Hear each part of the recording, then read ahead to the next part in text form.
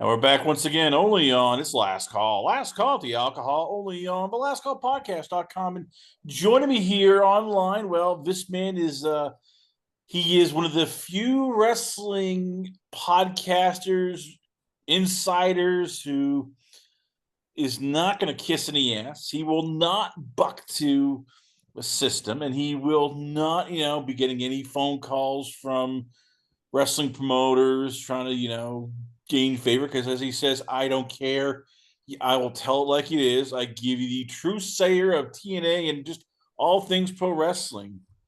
I give you from the BQ show himself. I give you it's your boy BQ. So all right, BQ, let's dive into TNA. They have been on a extended vacation. Wrestlers didn't want the vacation, but I guess I get pissed really with Anthem because I blame them for this. Like, at what point are they going to realize, like, okay, you have momentum, let's keep going with this? I mean, this mom and pop organization's really starting to piss off not just the fans, but also the wrestlers. Like, okay, when are you going to really kick it to the next level?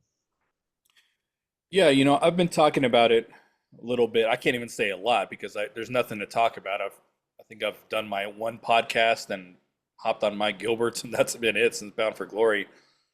But I think that they're pretty proud of themselves, and I don't mean this sarcastically, but they're proud of themselves because they're not phoning it in when it comes to the December episodes, like Scott Namor did, frankly, like they have done over the last several years. So that was something that they were focusing on that was important to them.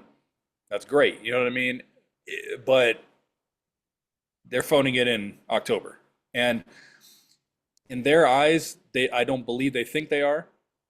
But yeah, I've seen fans and even those who are not fans and just kind of looking outside, looking in, they kind of keep one eye on TNA. I've seen people say like, "How can you come out of Bound for Glory with and here we are in November now, and there's just no momentum. Everything is ice cold." And I don't remember if I, said this last time I talked to you, but it's just the way they structure Bound for Glory and the way they structure their contracts where it's almost like, hey, we don't know who's going to show up next month, so we have to have that buffer period. So I kind of get that, but there's just got to be a better way.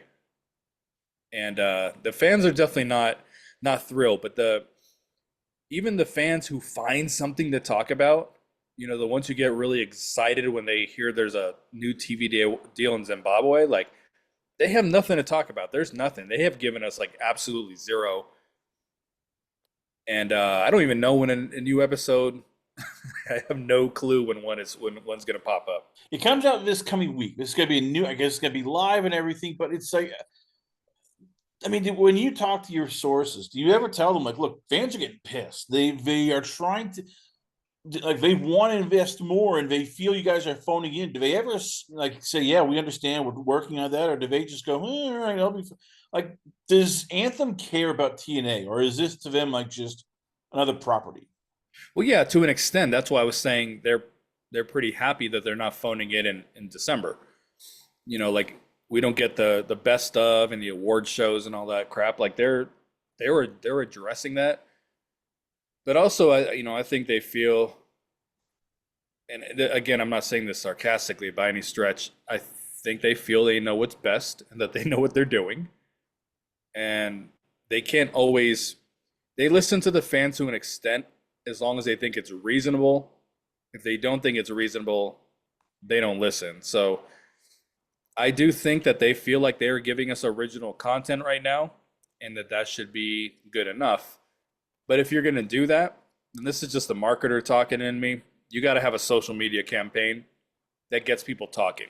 If you're going to say, hey, our television show, it's going to be the Hardy's Halloween and whatever the hell, okay. But then on Twitter, you have to have, or Facebook or whatever, you have to have some kind of effective social media campaign that has people talking.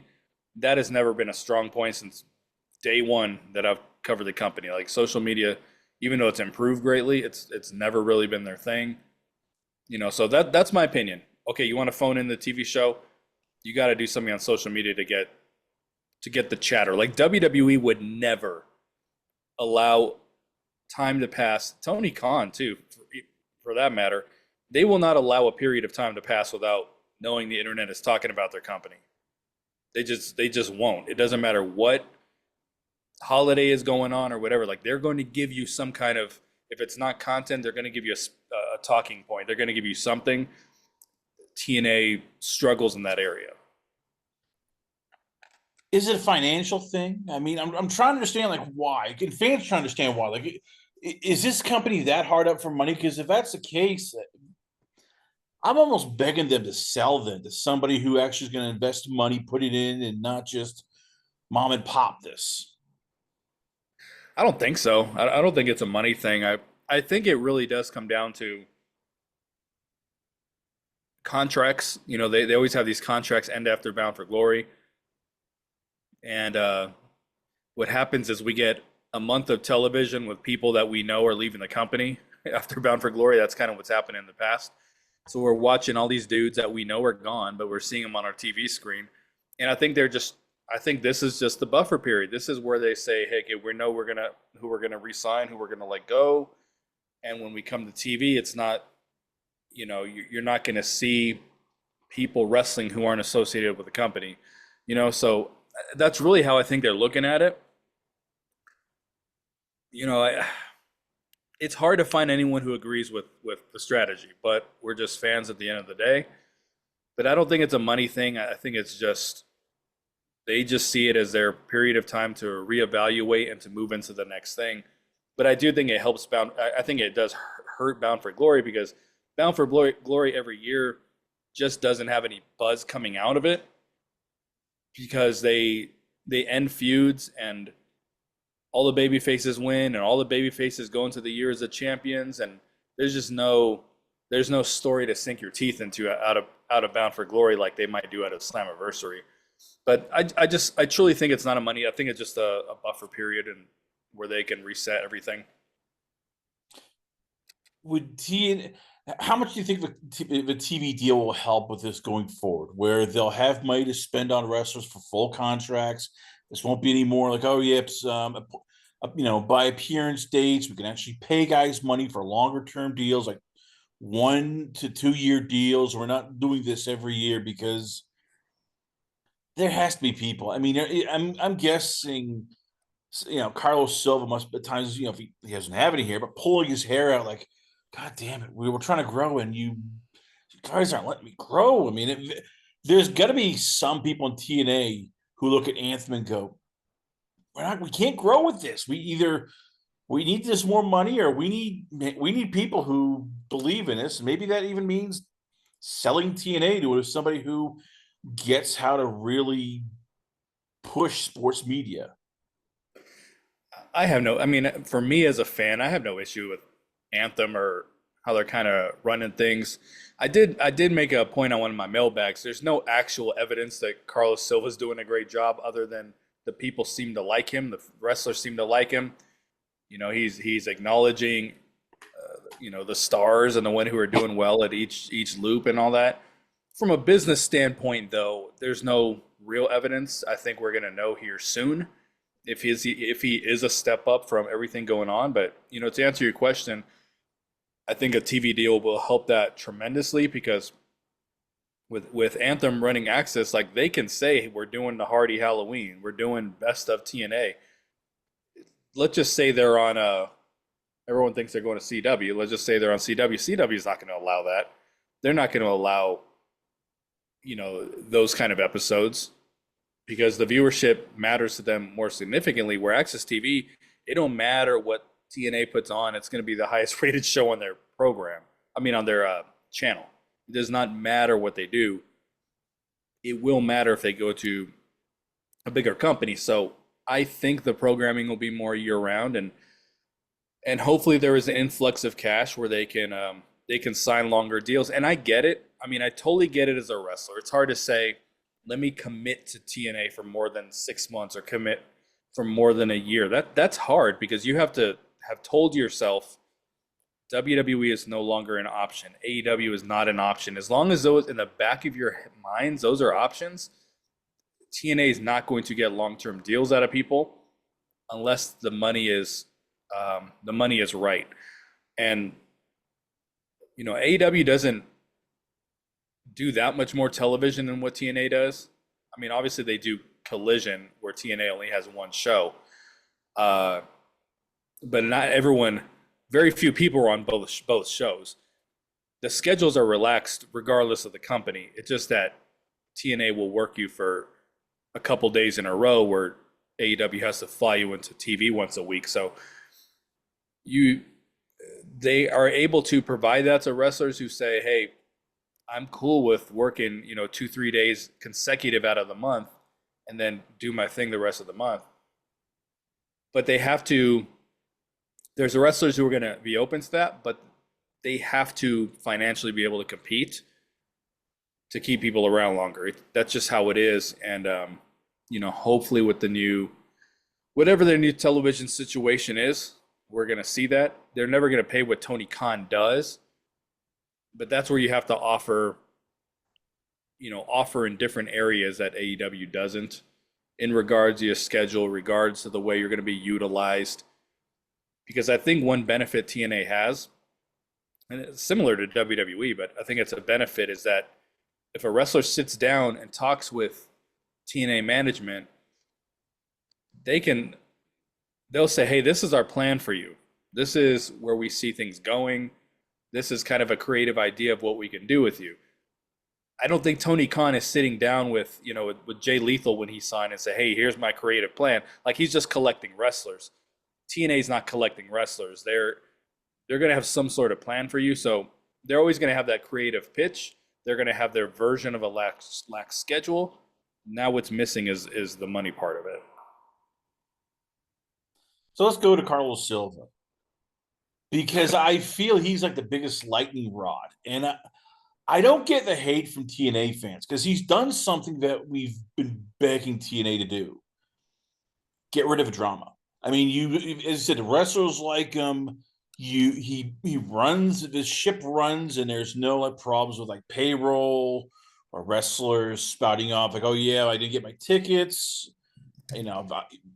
He is able to really work with WWE and get the people there and make sure that like, to me, he is better than what they've had for the last 5, 7, 10 years, because he at least understands, okay, this is a business. I'm going to run it like a business. I'm going to treat everybody well. I mean, do we not give enough credit, I guess, for making TNA in a lot of ways a good boring? There is no drama. Yeah, that was one of the things I was told, is that they were going to eliminate the drama backstage. That is a big difference. He is running this like a business. That I will give him all the respect in the world for that. Where Scott D'Amore had the Carney hires, "Hey, Christy Hemme, like, come work in marketing. You have no experience or schooling in marketing, but no education in it, but come do marketing." You're not going to see that from this version of TNA and the way that Carlos Silva and his team and everyone beneath him runs it. You're just not going to see that. Me personally, I make a lot of cracks at him. I don't think he's a TV on-screen character. I mean, look at the face and the hat. Like, stay behind the scenes, do good work. I just keep foreshadowing that he is going to be a full-time on-screen character. I feel that in my gut, and I think that's a huge mistake. Like, I think he just needs to continue to do what he does behind the scenes, do good things. Again, I kind of stand by, there's not that much evidence that he is really that much better than Scott D'Amore. But I'm saying, once 2026 hits and all that, I think we're going to see how much better he is or isn't. I do think he's probably going to show that he's better, but I do know behind the scenes, he's trying to run it like a business, and I think that is how you have to approach it. I've said from the beginning when I was podcasting, put good people in good positions, or people who are good at what they do in important positions. You can't just hire someone to do it. You know what I mean? With no experience. Like, I've always gotten over the years, BQ, you should work for TNA. I'm like, I have no I have nothing TNA wants. I might have some ideas as a podcaster. I have some experience with marketing on a very low level. I have, education in it, but as far as like practical application, I have it on a pretty low level. I do have experience in it, but it's at a very low level. Like I don't why would they hire me? You know what I mean? Like I don't have that kind of experience. But now that they're gonna bring people in who know what they're doing. That is like the big difference between Scott Demore just trying to find someone a job and this current management hiring people who know what the f they're doing. See, I'll disagree with you on this. He is 10 times better than Scott Demore because he hasn't brought in anybody where it's like you hear, oh crap, there are NDAs because somebody may or may not have sexually harassed one of the TNA knockouts, or he hasn't brought in, and as you said, the Carnies, aka the Good Brothers, aka you know AC Romero or Larry D. They've tried bringing in people where it's like at least like okay, we're not worried that you're going to make an embarrassment of a company.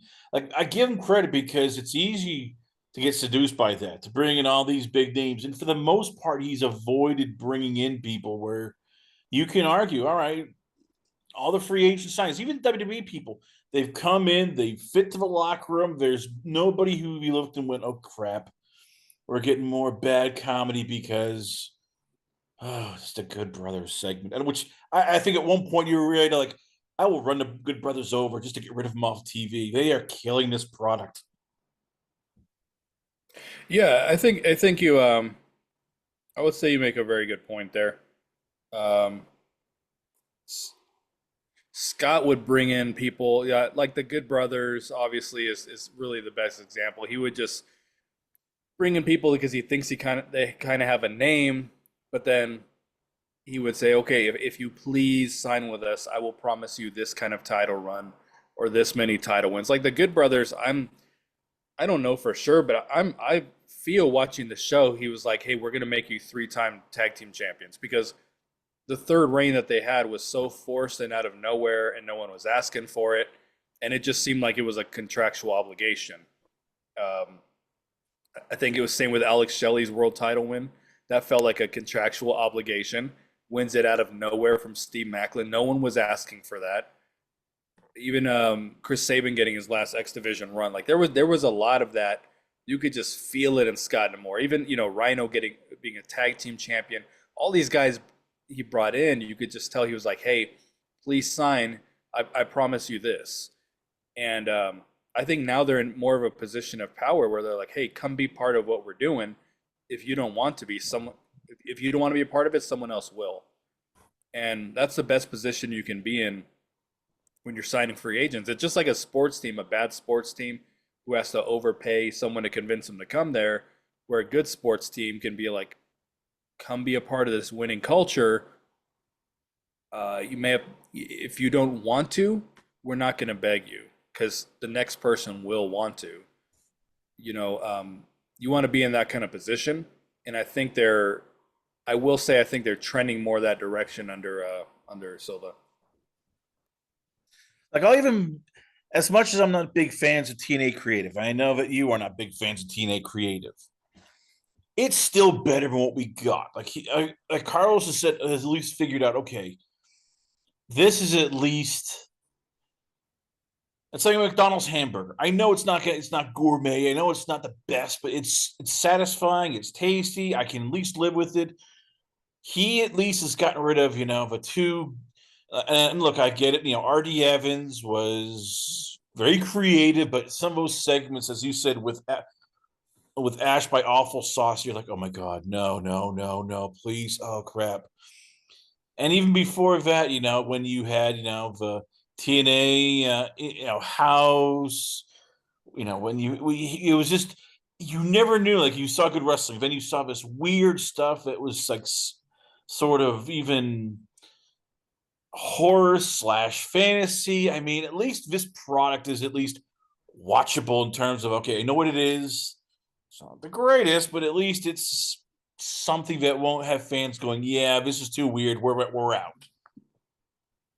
Yeah, dude, it's not bad creative. It's just there. It's that is my thing. I think under Scott, yeah, we did see some bad creative, and I think we saw some bad booking.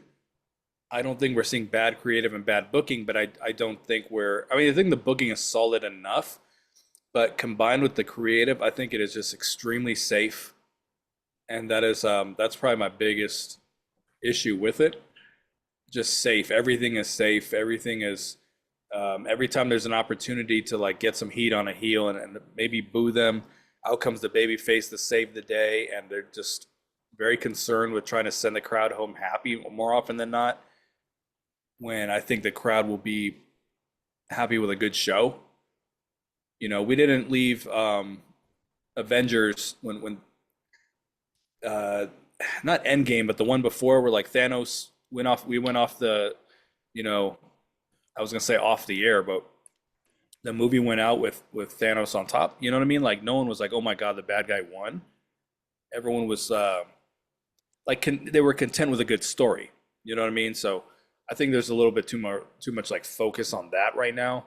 Of let's send the people home happy when I would rather see just a good overall show with a good overall story and something to hook me into like coming back the next time.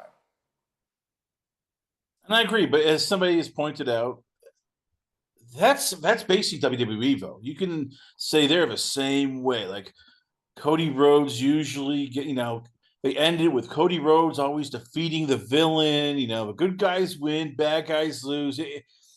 It's like McDonald's. Hey, it's not gourmet food, but everybody likes it and people are happy, so it makes tons of money.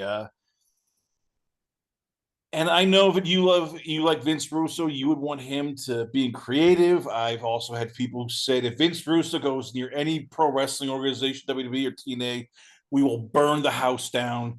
And a couple of threatened to tar and feather you, BQ, because they don't want Vince Russo anywhere near TNA. So, what would be an alternative? Like, as you've been thinking about this, I've been thinking about this, and the landscape's kind of is there like somebody that you would go, I'll give him a chance. This guy might have good ideas, or this guy actually knew how to draw money, like a Bubba Ray Dudley. Is there anybody outside of Vince Russo you look and go, I'd try them in creative just so that they might actually know how to get heat? I mean, I just don't know who's out there, and I don't know who's capable of what. So I mean, it's a very difficult question.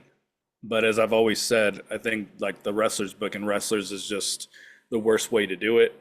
And when you do that, it's always about let's have a good match. That's always what the stories seem to be like, especially like in AEW, But I know WWE does not book that way, but I still think that TNA's booking that way. Let's like go out there and have a good match, and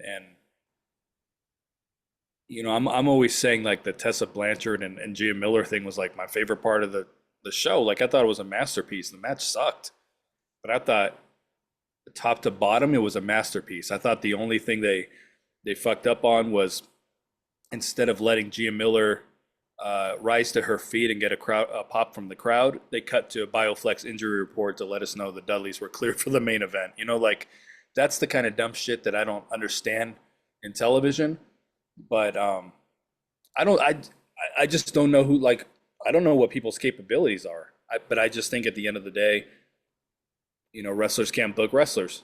I just think that's a huge mistake because you're always going to go back to let's try to like put on a good match.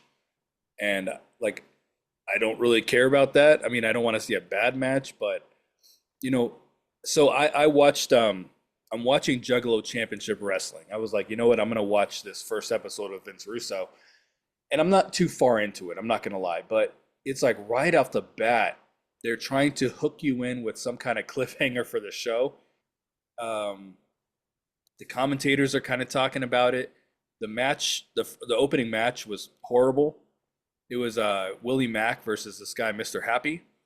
It was a bad match, but the crowd was so into it because, Mr. Happy has a character, Willie Mack knows how to play to an indie audience, and it was just like you could just tell based off the the opening 25 minutes of it that they just know how to tap into what that audience wanted from the show. And I mean, I was interested in it.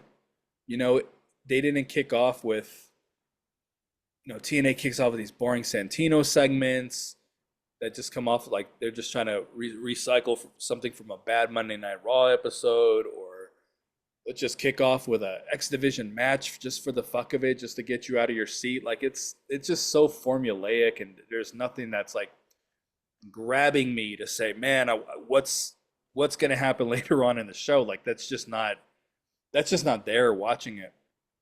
But at the I'm repeating myself, wrestlers booking wrestlers. It just does not work in my opinion. When is Santino gone? Like they had to know that people are getting tired of him. Like and I get it. It's a bit tricky because he has a lot of clout in WWE with his popularity. He is a name, which always helps. But after going into the new year, there has to be like talk where like, okay, we got to phase Santino out. He's just it's all about him too much. He plays to the crowd way too much and makes the segment about him, and that just it ruins everything. It's like putting basically sardines in a peanut butter and jelly sandwich. Yeah, dude, he's one of the worst parts of the show. He really is. And I say this as someone like when I watched WWE, I liked Santino. Like that was someone I found to be funny, and I found his segments to be funny. I find myself going on down a rabbit hole sometimes on YouTube watching some of his old stuff. Like I don't dislike the character really. I just think in TNA it doesn't work.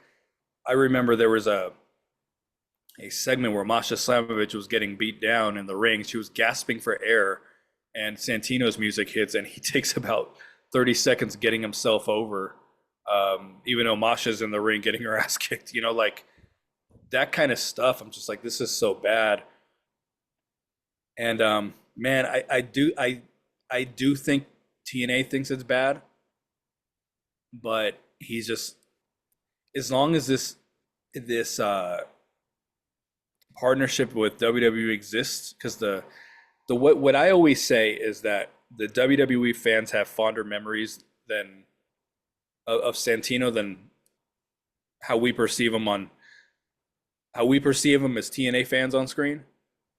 Like we're annoyed by him, but they still pop for him. Like, oh shit, it's Santino. We haven't seen him in years. Man, as long as that exists, as long as that partnership's there, like that on-screen character isn't going anywhere. But I think, it's the people in the audience, man, that keep popping every time the stupid song hits. And yeah, it's not going anywhere, dude.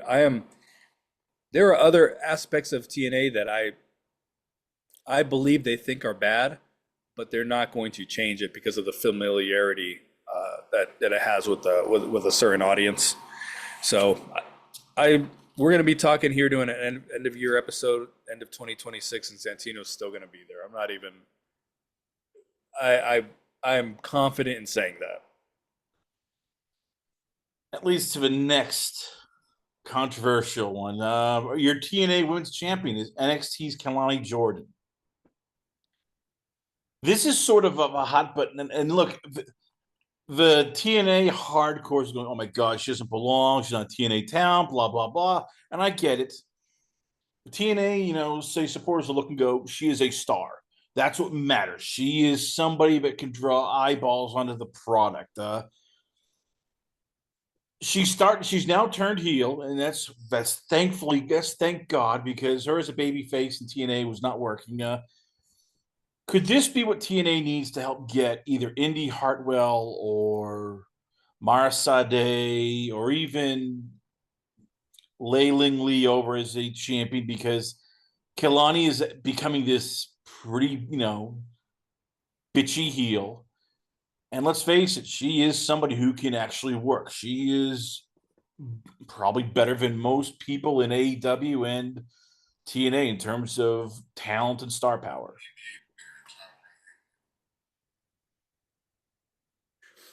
Yeah, I don't think she's bad. I don't. She's a much nicer look at than Carlos Silva on screen here. Uh, I don't think she's bad. I think just what the issue was that there was this whole story where they're trying to get the belt, the Knockouts title off of NXT, and Ashley Elegance does it, and because they wanted to stay the course and have Indy Hartwell take take the title off a heel, they had to do a very forced heel turn with Kelani Jordan that no one's buying it. But I think just what upset the TNA audience is that, hey, we just sat through this story of like, hey, we got to get the belt off NXT, and then Santino and Carlos Silva put her in the fucking title match, give her an opportunity to take the title right back. That's like nonsensical. When she won the title, Carlos Silva walks in all dejected, giving her the belt, like, motherfucker, why did you put her in the match? Like, you did this. And then we're like starting at square one with the title being on NXT again. So the fans are just like, what kind of fucking story is this? Like, Which I get, but you and I both know, and I think even TNA fans know, like this was not the plan. It was all of a sudden Ash got probably a life-changing health issue. She has to retire. Masha's been kicked out. Now all of a sudden it's like, well, what the crap are we gonna do?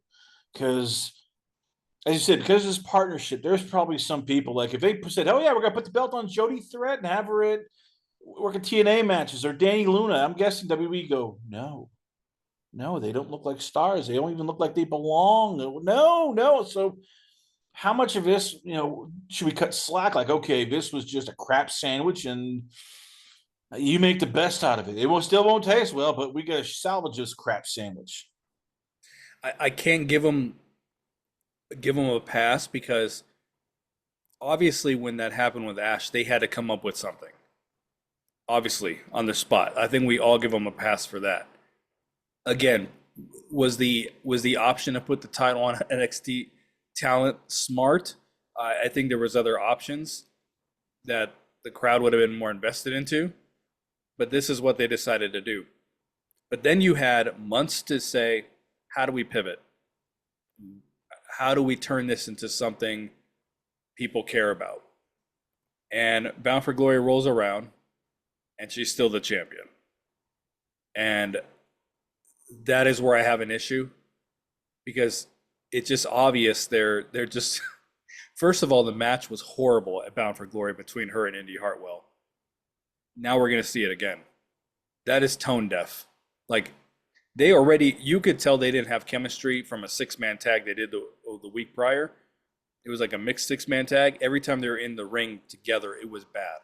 So they clearly, I don't think Indy Hartwell's bad. Like a lot of people think she's bad. I don't personally, and I don't think Kelani Jordan is bad. But there's such a thing as two people not having chemistry.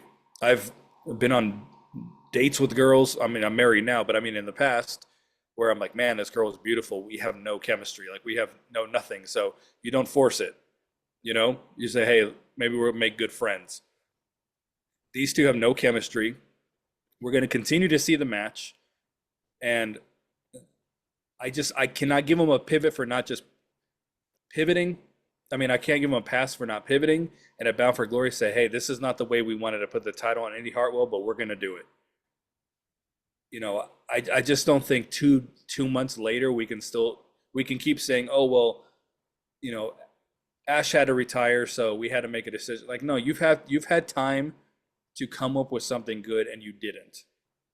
And the fans don't want to see. I don't think the fans are against titles going to NXT people in the future, but the fact that it went right back on an NXT girl after we had to sit through this storyline of getting it off them to begin with, it's just a foreign church. And I don't know what they're trying to do. They think by making her a heel that people are going to care more. They're just trying to make her a heel because Ash was a heel. They're trying to put her exactly in the Ash storyline, and everyone sees right through it. I guess I'm more sympathetic because, and I thought about this. Okay, let's say For example, let's say they put the belt on Danny Luna. Danny Luna wins the whole thing. Then Danny Luna feuds with, drops the title to Indy Hartwell. You're then stuck with like, okay, we're going straight from to Indy Hartwell to Tessa Blanchard, and I mean, unfortunately, because of how, and this is, I blame this once again on Scott and Gail. This roster is paper thin in terms of talent. There's not a lot of established people you can look and go, oh, she's a champion. She is a champion. She is this person who's going to be a champion. Like you maybe have two in Indy and Tessa, and everybody else, it's you look and they just looks out of place compared to everybody else. Either they're not ready yet, they don't have the look yet. I mean, and hopefully this new contract helps. But how much are we still looking at the knockouts division and go, it's not there. This isn't what we used to have. Used to roll in and we'd have like 5 or 6 women who could go, oh, they could be champion. But here it's if you get rid of Kelani Jordan, you put the title, let's say, from Danny to Indy. Outside of Tessa Blanchard, who else can you look and go, all right, this will be a champion and she won't look so out of place compared to everybody else in AEW and TNA. I mean, I do get that. Who do you put the title on if it's not her? I get that, but I do think this is a really good knockouts division. I think it is the best one they've ever had. I've said that. I think it is better than I know that they might have had some names back in the day when Mickey James was there. I think Mickey James is very overrated as a wrestler, even though as a star, she is a star, and I do love Mickey James, but I mean, as far as like her matches, I think we overrate a lot of people from TNA's heyday, and just like I say that about rappers and stuff. I mean, there's rappers in the '90s that we overrate and we call legends, but they're really not that good. you know, I think we overrate uh, a lot from that era of the knockouts, and I think this is the best division they've ever had. The problem is the opportunity has been there to build Danny Luna up, and they have not done it. They have not. They have not pulled the trigger on it, and I think there's some women in the division that they just have to put some effort into. But I say this, man, I say it at least once or twice every single month. These motherfuckers do not know how to create a storyline that doesn't involve a title when it comes to the women. And until you do that, you can't build these women up. Like you have to find a way to build them off to the side so that they're next in line. They're ready to step up. I mean, it was like I've used the example with Camille in NWA that she wasn't a competitor in the beginning, in the first couple seasons. Like she was an enforcer, but they built her up so strong off to the side that when they actually needed her to step into be a challenger for the title, it was like right there for her. And Mike Santana is an example too. Even though we've known from day one they were going to put the belt on him, but they spent a year and a half building him off to the side, so that when his time came, he could slide right in there. And they're just not doing that with the knockouts. Like they're I just guess, all. yeah. I Uh-huh. guess my issue was like, who should they build up that looks the part? And I get it, they are wrestlers, but like when we go back, even 5 years ago, you had in their, say in their prime, you had Mickey James, you had Chelsea Green, you had Diana Perrazzo, you had Jordan Grace. So you at least had 4 women you looked at and went, they look the part, they can act the part, they can talk the part, and they can wrestle the part. And I get it. They don't have these people. I mean, outside of Tessa, maybe Indy, who looks like they could be a star. Like I like Danny Luna, but she looks like an indie wrestler. Yeah, she looks indie. Like she doesn't look like a star, but I think as a heel, there's a real opportunity to build her into something. As a baby face, no, I don't think that will work. I don't think it did work. But I thought there was a really really big time missed opportunity. I've always said, and I know people don't really agree with me, that I think I've always thought Xia Brookside could be like a real big time baby face for them, and they just that wasn't something they really pulled the trigger on. Laying Lee, who I don't think has put on the best matches, she's not horrible, and obviously there's I'm going to say language barrier. She appears to speak fluent English, but I mean her accent is strong enough that the promos can be a little rough. But I do think that is like someone else too. You could have like kind of built off to the side um, to kind of to step in and challenge, which they kind of have done. She was last two in the gauntlet, and then she did wrestle Kelani Jordan. So I mean, they have kind of sort of done it with her, but I just think the way around it was just say fuck it. We've only built up Indy Hartwell. This isn't the way we wanted to put the title on her. Let's do it, and then let's figure it out from there how to build challengers for her. But to just drag out the story and just say, oh well, we want Indy to be the heel, so we have to find some roundabout way to put it on somebody. It's all bad to me. But I would have just said change of plans, get the title on Indy, and let's see who we now can build off to the side. I don't know the Killer Kelly situation. My gut tells me they're just waiting for the contract to be over. I think they rolled it over because of injury so they could use her if they needed her. That feels like it's a partnership that could end, but that is someone 100% they could have had as a main event heel. So I think the talent is there. I think there are some girls who just gotta just find a way to build them off to the side. You got to do something with it. Everything can't revolve around the titles. There has to be other stories. All right. So speaking of titles, Mike Santana is now the TNA World Champion. He is a star. That's the good part. Now comes the tough part. You have to find challengers for him, and you can't burn them out quickly. And that's going to be the tough part because, again, maybe I'm harsh, and I probably am, but this is one of the worst rosters TNA has ever had top to bottom. There's not a lot of star potential, not a lot of guys who looking like back during the pop era, even you had like young Drew Galloway, now Drew McIntyre. You had Bobby Lashley. You had the artist formerly, LA Knight, who used to be there. You had EC3. I mean, you had guys who you went, damn, they look like the part. They can do everything. And here, they're struggling with that. I mean, you're relying on Nick Nemeth. You're relying on Ali. You're relying on Kazarian. Yeah, Frankie Kazarian. I mean, should there be a worry that Mike Santana is going to be eventually dragged into feuds with Naked Jake something, because it's like, God damn, we have nothing. This is a thin tissue paper roster. Well, I wouldn't. For me, the roster is not thin because I remember years ago where the main event was Eddie Edwards, Sami Callihan, Moose, and maybe like one other person, and they were just rotating. So I remember that time. So I do think I think I kind of slightly disagree. I think from top to bottom, I think the roster's okay, but we've had this conversation every time I've been on your show. I talk about it all the time on my own show, building the heels, heels winning feuds, and they just have not done that. And I pointed out if Mustafa Ali and Order 4 would have won it Bound for Glory, now you're saying, hey, we got something here.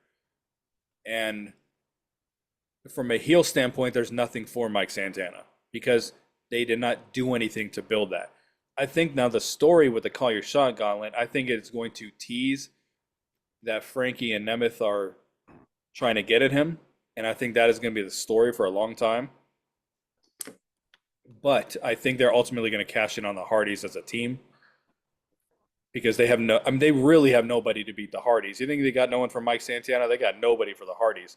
The only way to ever get the belt off them is to do it this way. So I feel pretty good in saying that's what the story is going to be. But I think they're for several months going to be teasing and trying to cash in on Mike Santana, and that's that's how they're going to find something for him to do. But for him to ultimately find a like I would imagine they're going to just have him wrestle Trick Williams again for his first opponent.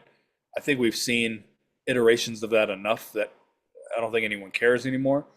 But I think they're just going to end up going to NXT route again, or maybe we finally get someone from the main roster of WWE, because you don't have to pull someone from uh, the main event of SmackDown. You can pull someone from the fucking mid card doing nothing, and they can main event TNA. So I think they're going to outsource his opponents for a little bit, because they just have not built anything up within the company. They just haven't. I've pointed it out, and I don't think anyone can argue that with me. It is baby faces up 9 times out of 9 every time there's some kind of angle, and the heels never win a feud, and no one's there is nobody for him, and you could have had Ali for him, but instead you wanted a feel good moment for Eddie Edwards to dress like the Celtics and win. Well, I'll push back on that.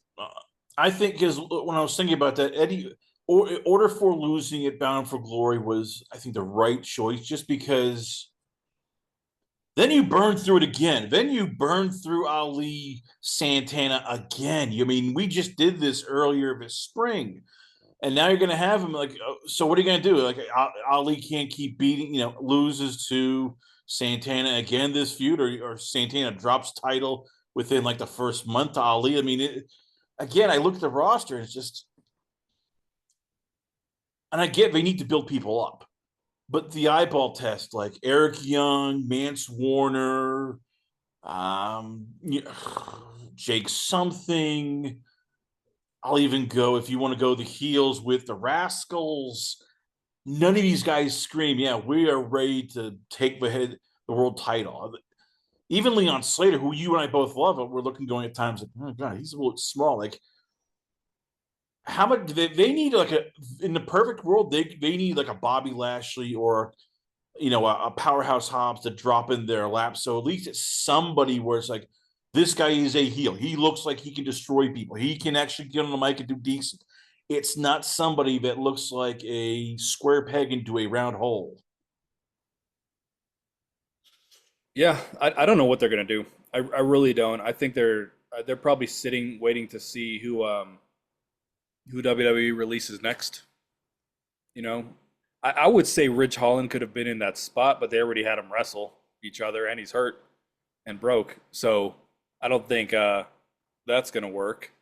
But I think they're waiting to see who gets released, and I think they're going to just feed him random opponents, like they did with Jordan Grace when Jordan Grace had nobody, and they just kept feeding whoever until something fell into their lap. So and when I say it fell into their lap, Tessa Blanchard fell into their lap to where they had a feud that actually people wanted to see, or a match they wanted to see, and then they just so were lucky to have Masha Slamovich on the roster that they were able to heat up when they needed her. But it took some time. It was a lot of dead months for Jordan as a champion. So I think we're going to see that similar with Mike Santana, and I think Mike Santana, who I always give props for being a very genuine guy, he's got to find some kind of character development as champion, because as you see in the picture here, great moment with the daughter. If he shows up the first episode of Impact and he cuts a promo talking about my daughter, people are going to get tired of him real quick. Like, he pulled that card, or he used that card way too many times. We got some, it played out on screen. She was on, in the ring with him, hugging him. Great moment. Now he's got to find a slightly different direction to take his promos. So this is the most, I'd say, controversial take I have. The best thing for TNA going to the new year might be the Hardys to go to WWE. I get that, because it's, you and I have talked about this in the past. Yes, they are draws. Yes, they do all this great stuff, but they never lose. So, and I know you on your show, Negative BQ, you have pounded the table. Got to bring you more tag teams. Got to bring you more tag teams. But how tough is it to do that when the Hardys are there? And I'm not accusing them of being like the Young Bucks and burying people. I don't think that's the case. It's just because they're big names, because they are stars, they can't drop it to non-stars. So would it be best for TNA once they get their deal that the Hardys leave and go WWE? I don't know. I mean, they're just so old at this point. I don't even know what the hell WWE would do with them. Nostalgia. Hey, nostalgia sells. We saw that with John Cena. Now we're seeing with AJ Styles. Yeah, I just think they've already. I think they've already used their Hardy card. Um, but you're right. The Hardys are not the Hardys are not going to lose to someone who makes $400 for a pay per appearance deal. You know, either who probably makes they probably make more on a set of tapings than some of these guys do for a year in TNA. You know,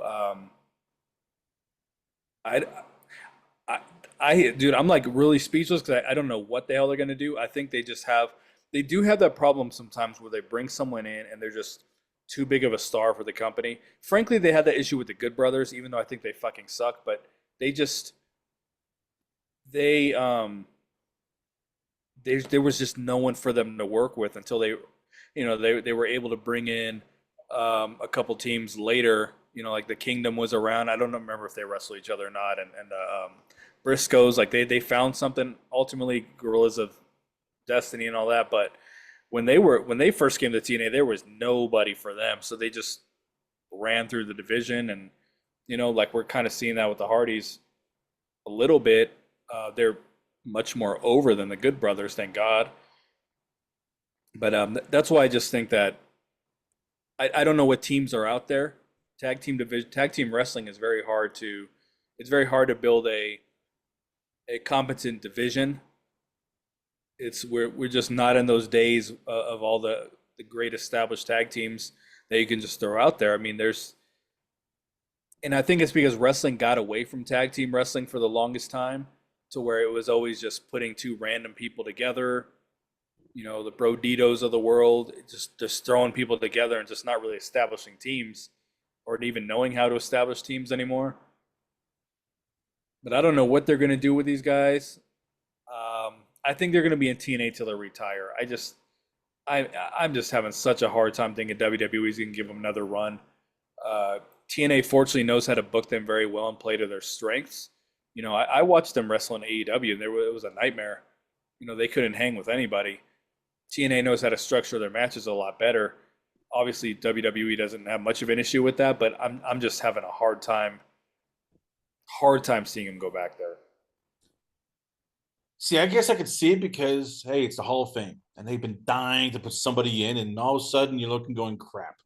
It's not many. If you thought TNA's Hall of Fame was going to be thin, WWE's Hall of Fame is getting very thin because you can't bring AEW people in. Everybody else they put in, and after a while, it's not fun putting dead people in. So, I mean, it's again the Hardys are stars, and I know that we talked about in our last show that you hated the Dudleys versus the Hardys match. No heat. It's colder than a friggin' frozen patty at Burger King, but they're stars. So again, how tough is that for both TNA and WB? Where yeah, they don't work that well. Yes, they are old, but god damn it, people still pop for them. They're like the Rolling Stones. People still remember and want to be a part and want to see this because hey, I remember the Hardys when I was 18 years old, and they did a TLC match, and oh my god, the Hardys, yay! I have no issue with the Hardys from a nostalgia point of view, and they're still doing what they do. Like they haven't taken time off, like they've just been consistent. Like the Dudleys, something like that just felt extremely forced. I guess they just wanted to have their final match. I mean, I totally get it, but I don't know. The Hardys do good business for them. I would never wish them to be gone or anything like that. It's just very hard to book around them. Speaking of hard to book around, Leon Slater. look, TNA is very high on him. WWE likes him, and we've seen him and Javon Evans. Now there's talk of them being a tag team, maybe. And that's another guy, though. You look at TNA, and it's like, crap. What are we gonna do with this kid? Because again, you're trying to find a heel that can push him, who is good on the mic, who can help get him over as even bigger. And again, this freaking roster. I mean, you're looking, going, okay, we're gonna do Rascals. They're not heels. Okay, are we gonna do the Good Hands? No, no, no. That's a stupid idea. Are we gonna do Sinner and Saint? Oh man, that's really. I mean, you look at what the X division is again, and there's unless you want to feud him and Mustafa Ali, which could be on the table. What are they going to do with him going forward to get him to that next level where they can maybe put the main heavyweight title on him? Or is that, and how much does he still need like seasoning? I think he's got a lot of the tools very early on. I think he needs a better theme song. He's improved his look a little bit. His promos have been pretty good. The people are really behind him. I'm always very wrong in most of my predictions, but I do think the feud is going to be him and Javon Evans wrestling the Hardys. I just think that Kazarian and Nemeth are going to cash in on him. So I think the story is going to be, hey, this is the feud. People think the Hardys going to put this kid over. I really see that story like clearer than I've ever seen a storyline. I just really think that's going to be Hardy's wrestling these dudes until they get cashed in on. But as far as kind of what you do with him, I think the X division and the X division title, I think it is going to be very highly featured on NXT for a long time. I think that's going to be it's going to be the next title someone from NXT wins. But I think it's going to be an NXT TNA X division for a very long time. Like I think that's where NXT is going to look at their younger guys and say, "Hey, this is where you can learn to go have a match and go work." So I'm not like too worried about that for him. Like who's his next opponent? I just think that's what they're going to do. I think there's not going to be a lot of storyline. I think it's just going to be a bunch of Leon Slater versus people from NXT for a very long time. And I think they could do heel Cedric Alexander, but Cedric Alexander has been so uninteresting since coming to TNA. So I don't even know if we're gonna see him again. But as far as like him in a main event picture and the world champion, I don't particularly see it, but I don't think it's impossible. When you talked about in the past, like you want heels who can get heat. Who on the roster vote can do that? Even and forget about just for like you said, forget about Cedric Alexander. Like just in general, how many people can actually pull off like heel heat, talk and do that? Because that's even tough on WWE. They're starting to realize like crap. But Dominic Mysterio's, that's like the rare breed. Most of these guys you're getting who are younger, they really can't talk. They don't have much charisma. Even AEW is finding out, like, yeah, some of these guys are as bland as vanilla ice cream. So, again, putting on the Booker cap, you are, the TNA Booker. They fired Tommy Dreamer and Hunter Johnson. They said, hey, BQ, we're giving you the book. Is there anybody right now in the TNA roster you look at outside of maybe Ali that you could go, he can talk, he can cut promos, and we're going to have him feud with Leon Slater? Or even in NXT, is there anybody that you're looking at going, they can do this? They can be the heel that brings the best out of Leon? Hell no. There's no. They got nothing. They haven't set up a heel for the world champion, let alone the freaking X division. So there's just nothing. That's why I just think the X division is going to be about having good matches for a very long time. I don't think as long as Leon Slater's champion that they just feel like the matches are going to be so good that that's all they're going to care about. But they have no one. I don't think anyone at NXT can talk. I don't think freaking Ethan Page can talk. I know a lot of people think he can. To me, he comes off phony, and I don't believe anything he says. Um, I guess it's pretty hard to be a heel and cut a heel promo, but that's why you have to attempt to build some of these motherfuckers, which they haven't. They're a babyface company. They always make it about the baby faces, and yeah, I think Bound for Glory half the matches were babyface versus babyface. Three of the title matches were babyface versus babyface.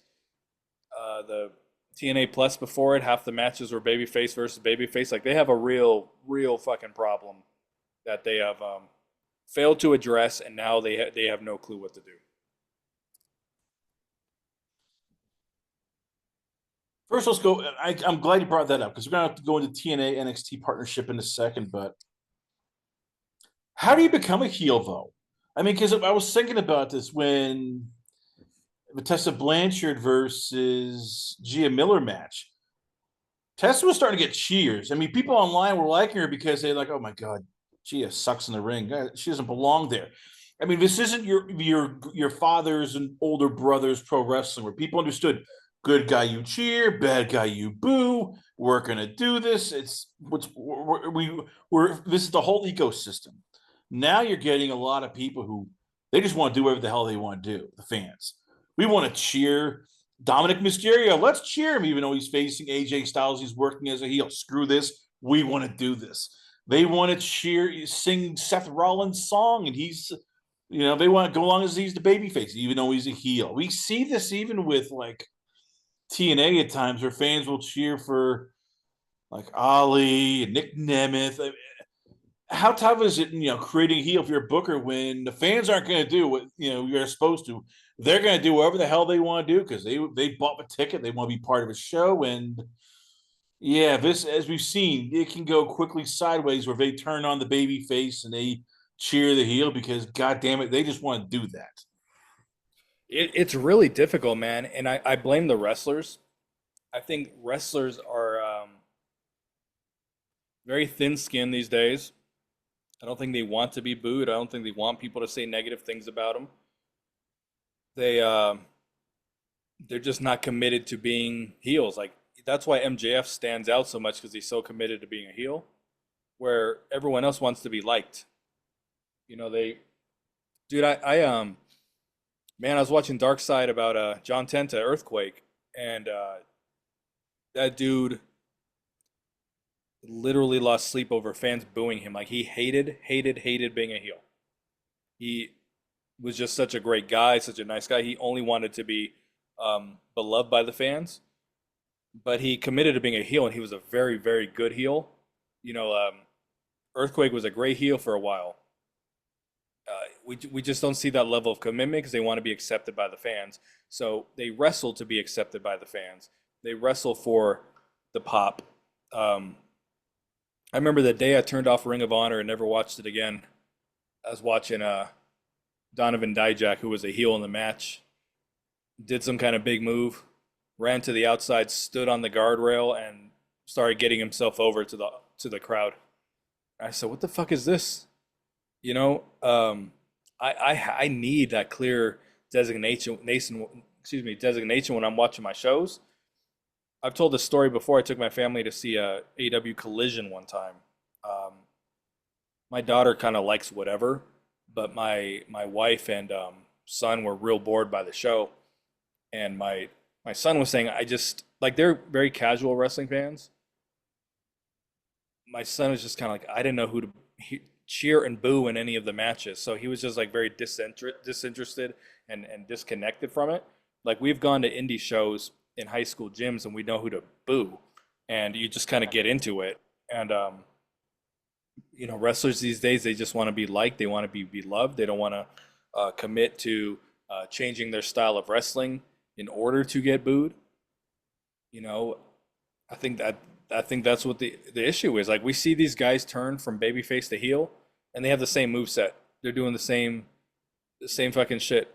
You know, Vince Russo was always complaining about Seth Rollins as a heel, but he comes out and the fans are singing his song.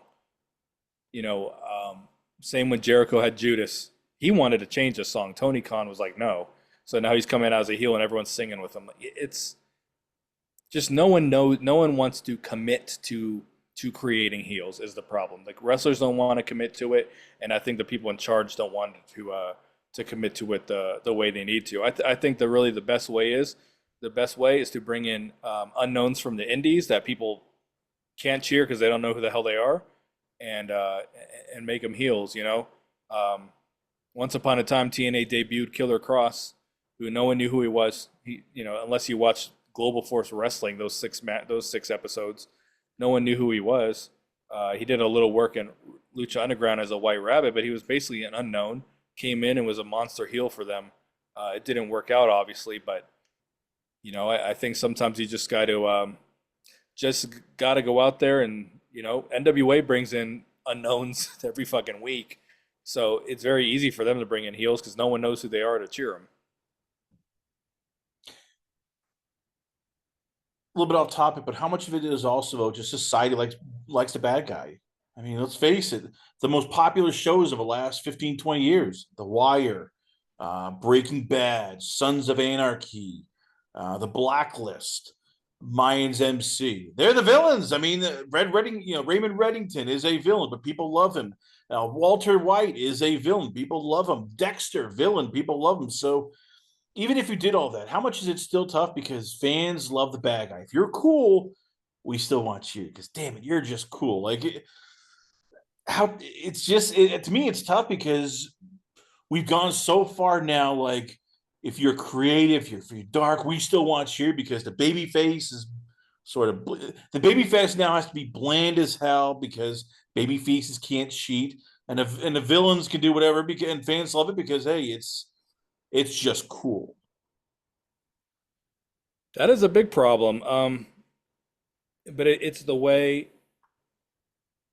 they have to find a way to make the baby faces cool. That's the problem. When they do have heels, they give them such, I don't want to call it creative freedom. They just give them such a ability to be themselves that their personality gets over, and they come off as the more interesting than the baby faces. You know, I think they just have to find a way for the baby faces to be cool. I mean, I don't know how to say it. Like Eddie Edwards is not particularly cool, you know. So when he's a heel, like he gets booed. Like there's no people. People are not cheering Eddie Edwards as a heel in the system. Um, I, I I think you just kind of have to tap into real life personality sometimes. Be like, yo, this guy's just not it as a baby face. He's gonna come off bland. Like it's almost like the people with personality you have to make the baby faces, and the people with no personality you have to make them the heels, and turn up their personality, and that way there's some kind of balance. But it just seems like the people who already know how to turn it up are made the heels a lot of times, and then they end up just uh, getting cheered. Like Moose knows how to get over either way. I think that's a talent that he has. Um, I think we had a little bit of an issue of people doing the Moose chant when he was a heel, but for the most part, he knows how to play both roles. But it's hard. It's hard. The heels always come off as the cooler of the two. Like I thought Joe Hendry was so fucking uncool. I just could not get into him as a babyface champion. Um, when guys have just like bland, lame personalities, I'm not saying he's bland. He's not, but just some of these lame real life personalities, and you put him on screen as a babyface trying to get over, it just doesn't work. So going forward, TNA, and I know we've. So what should we expect with NXT TNA partnership going forward? And I know people, hate TNA is gonna wait on the phone for people to get released, but is that probably the best way to get people though who at least have talent and have a look? I mean, because we talked about this before, and I know I beat it like a dead horse, but you look at the indies and they're unfortunately it's now become well anybody can do wrestling now as long as you go to wrestling school, you pay a couple bucks, and there you go, you're an indie wrestler. We've seen AEW push a lot of these guys like Daniel Garcia, like Darby Allin. There's more of those in the indies than there are real big guys. So again, putting the Booker cap on BQ, like what is the route to go if you want to get more talent? And you look at, and I mean, is there like a certain look that you would require for a wrestler to come in and go, okay, look, you can't be, you have to be taller than this, you have to weigh more than this, and you can't look like a guy who, oh my God, did you load drywall into my car at Lowe's? What the hell? Really? What the hell? Yeah, man. I don't think again, I'm old school as shit. I don't think wrestlers should be shorter than 5'11". I mean, honestly, and it's not a knock on shorter or smaller people. I think I've said this before. I think one of the most unacceptable things in this world is short shaming, uh, especially mainly from women. Um, I think that is something that's very unfair. Like we're not allowed to talk about people's weight and things like that anymore, but we can still poke fun at small people like that. That's an issue I have. If we're talking about society, you know what I mean? So I by no means am saying I have an issue with that. There are some things that when I'm watching, I'd rather see smaller people do it, or shorter people or thinner people or whatever you want to say, of smaller stature. Like there's certain sports or certain things. I certainly don't want to watch, you know, a bunch of 6'8" baseball players. Like I always think tall baseball players look really weird on my screen. Um, I just think wrestlers should be 5'11" and up. I think they should look like superheroes on screen. I think they should go to the gym. I think they should uh, want to look good. I kind of miss the King Kong Bundys in the world, the big fat guys.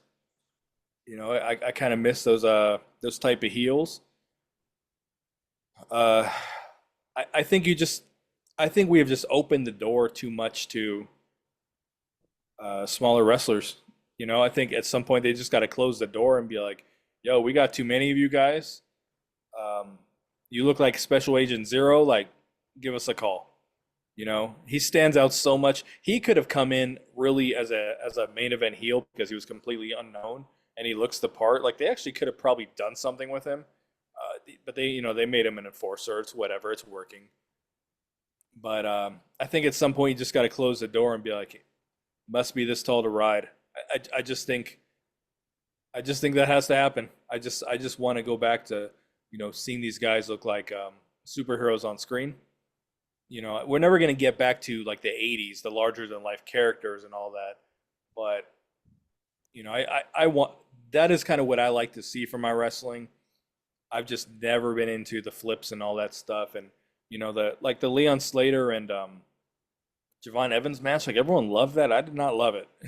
I was, I just, it's just not for me, and I say that all the time. I like my guys to look. That came off kind of gay. I like the wrestlers to look like Frankie Kazarian, to look like even Nick Nemeth to an extent. He's a smaller guy, but just guys that they look like they go to the gym, they look like they work out, they look Yes. like they give a shit. You know, Like I'll push back on a little bit one thing.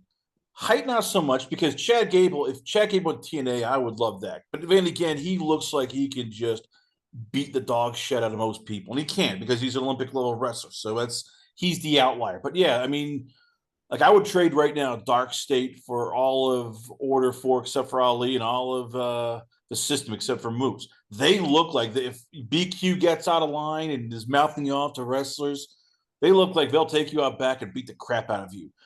Unfortunately, the Order 4 and except Agent Zero and the system except for Moose, they look like you could beat the crap out of them and even take Alicia Edwards. Go, yep, she's my trophy. I beat the crap out of you. I just go away. Like, how bad does that hurt TNA and even wrestling in general? When you have too many of these people, they don't look like wrestlers. They look like guys who are working at Home Depot, working at Lowe's, and I get it. I don't like body shaming, but I want a wrestler to look like he's gonna beat me up if I talk trash. Not, oh crap, I might be able to slap you and you'll roll around because I'm 5'10", 250, and you're look like a buck 80 and be knocked over.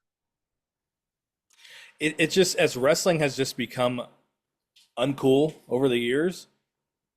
The wrestlers who get involved are just not cool. And I'm not trying to say, oh, I'm the coolest person in the world, anything like that. Like I don't think I could be at any point in my life been like a wrestler with any kind of charisma or talent on screen. I'm it's just like if I turn on a movie, like I want to see some stars, I don't want to see some nobodies. You know, that's why, like Vince Russo just over the years was just like, wrestling should mirror real life, because the more you mirror it to fantasy, like you get people who enjoy fantasy, and I don't know. They just things have really, since I don't want to say the Attitude Era, like the Ruthless Aggression era, I found to be pretty similar to the Attitude Era for my taste, and it was cool to be a tough guy. It was cool to look great, to have big muscles, and over the years it has mattered less and less and less and less. So how do you fix that? I mean, because right now, as I said, for the last couple of minutes, we've started a picture of Moose and Obafemi. I mean, they are athletes. You had to recruit them to, or they had to. They were Moose. You were lucky he fell in love, but if you're a big guy like 6'2", 250, and you have any athletic ability, same with MMA. You're not looking at, or boxing. You're not looking at those sports. Hey, I can do football and make a nice little career in the CFL, or if I'm taller, I could play basketball, make a nice little career in like Europe. Why the hell do I want to do wrestling? Why do I want to, get brain damage and, get dropped on my head and have to learn to be a character? I don't like, having to pretend to be people. Like when we talk about this, I feel bad for most wrestlers because you look, it's like how many athletes A want to do it and B can pull it off when you consider pro wrestling is, god damn it, it is tough. You have to be an actor, you have to be somewhat real, but you also have to, pull all this off. And that is tough to do, and especially to get people want to do it who have a talent but don't want to really be actors. So what's the exact question? How tough is it finding these people when it's just as you said, to go back to those days of a big tough guys, like they're on. It's easier now to make a living doing something else in pro sports rather than do pro wrestling and make money. I don't know. It's just that now when you go to a wrestling show as a fan, you're supposed to be part of the show. Like I miss when I could just go to a show and watch the show. I don't want to be a part of it. Um, and I think now that we've just entered this era of wrestling where you're part of the show, now everyone thinks they can also just step into the ring. And yeah, I don't know how to fix it. Like I say, at some point you just have to close the doors so that people who just don't look like wrestlers, you know, I just at some point you just got to say no, and but that probably will never happen, you know. And I don't think I would say most people don't probably share my opinion. They love the cruiserweight and the lightweight and the X division type of stuff, you know. So I'm speaking probably for a small percentage of fans, you know. But you're just kind of asking me my opinion and stuff, so that's that's how I look at it. But I do acknowledge that most people probably don't agree with me. So, last question we have to let you go. Overall, because basically, I think the year is over. They'll do a couple more TNA Plus shows, but it's basically Genesis doesn't happen until January. So,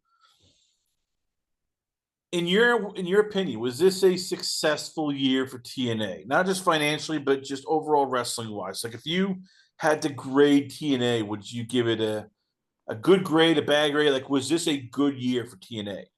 Oh yeah, it was a good year. I give it a good, A minus, whatever. It's hard to look at everything they did and the growth and all that, and just the increased buzz and the size of the audience, and now they're talking about a TV deal. You can't look at it that and say it was a bad year.